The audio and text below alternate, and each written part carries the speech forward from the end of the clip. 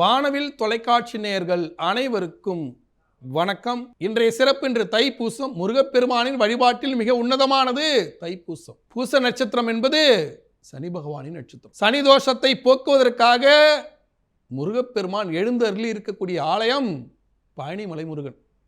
மேற்கு திசை என்பது சனி பகவானின் திசை. அந்த மேற்கு நோக்கிய முருகப்பெருமானாக காட்சி கொடுத்து சனி தோஷத்தை முழுமையாக போக்கக்கூடியவர் பழனிமலை முருகப்பெருமான். அவருடைய திருவிழா தான் தைப்பூச திருவிழா. ஒரு மனிதனுக்கு செவ்வாய் பகவான் கொடுக்கக்கூடிய அத்தனை இன்பங்களையும் முழுமையாக தடுக்கக்கூடியவர் சனி பகவான். அந்த சனி தோஷமானது அவர்களை பாடாகப்படுத்திவிடும். அப்படி பாடாப்படுத்தக்கூடிய அந்த சனி பகவான் முருகப்பெருமானின் வாழ்க்கையிலும் விளையாண்டாரு. அப்பன் மகனுக்குள்ளே சண்டையை மூட்டி விட்டார். மாம்பழத்திற்காக விநாயக பெருமானும் முருகப்பெருமானும் சண்டையிட்டு தன்னுடைய தந்தை தாயோட கோவித்துக் கொண்டு பழனிமலையில் எழுந்தருளி மேற்கு முகமாக காட்சி கொடுத்து சனி பகவான் கொடுக்கக்கூடிய தொல்லைகளை நீக்குபவர் பழனிமலை முருகப்பெருமான். அந்த முருகப்பெருமானின் ஆலயங்கள் கீழே பார்த்தீங்கன்னா திரு ஆவணங்குடியில மேற்கு பார்த்த முருகனாக இருப்பதோடு அங்கே ஒரு சனீஸ்வர பகவானும் இருப்பார்.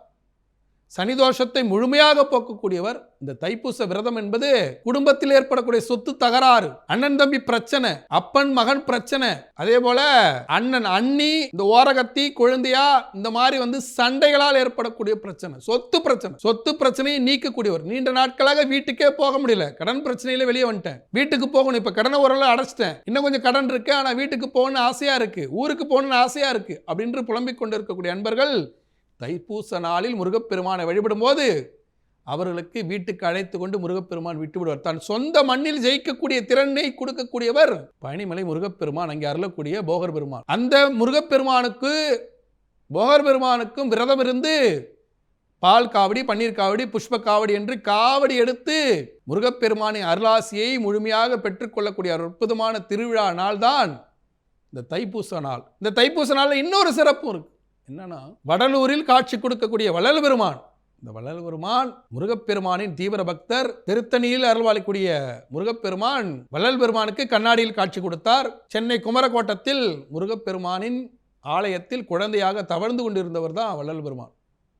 அருட்பெருஞ்சோதி தனிப்பெருங்கருணை என்று ஜோதி சுரூபமாக முருகப்பெருமானின் கமலப்பாதங்களில் சரணாகதி அடைந்தவர் தான் வள்ளல் பெருமான். வாடிய பயிரை கண்டபோதெல்லாம் வாடினேன், உயிர் கொலை செய்யக்கூடாது, உண்மையாக வாழ வேண்டும், பொறுப்புணர்ச்சியோடு வாழ வேண்டும் என்று உலகிற்கு ஜோதி சொரூபமாக முருகப்பெருமானின் கமலப்பாதங்களில் சரணாகதி அடைந்த உலகிற்கு தனி தத்துவத்தை, தனி வாழ்க்கை முறையை, தனிப்பெரும் கருணையாக அணையா விளக்காக அணையாத அடுப்பை ஏற்றி உயிர்களின் நேசத்தை, மனித நேயத்தை, வாடிய பயிரை கண்டபோதெல்லாம் வாடினேன் என்று உயிர்மை நேயத்தை கற்றுக் கொடுத்த முருகப்பெருமானின் அடிமையாக வாழ்ந்த வள்ளல் பெருமான் திருவிழா நாள் தான் இந்த தைப்பூச நாள்.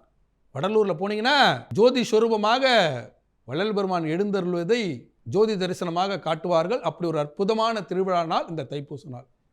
இப்படி அத்தனை சிறப்புகளும் கொண்ட இந்த தைப்பூச நாளில் யாரெல்லாம் முருகப்பெருமானை வழிபடுகிறார்களோ அவர்களுக்கு முழுமையான சனி தோஷமானது நீங்கும் ஒரு அற்புதமான நாள். இந்த நல்ல நாளில் முருகப்பெருமானை அனைவரும் வணங்கி தைப்பூச அருளாக முருகப்பெருமானின் வள்ளல் பெருமான் அருளாசி கிடைக்கப்பெற்று நலமாக வளமாக வாழ்த்துக்கள்.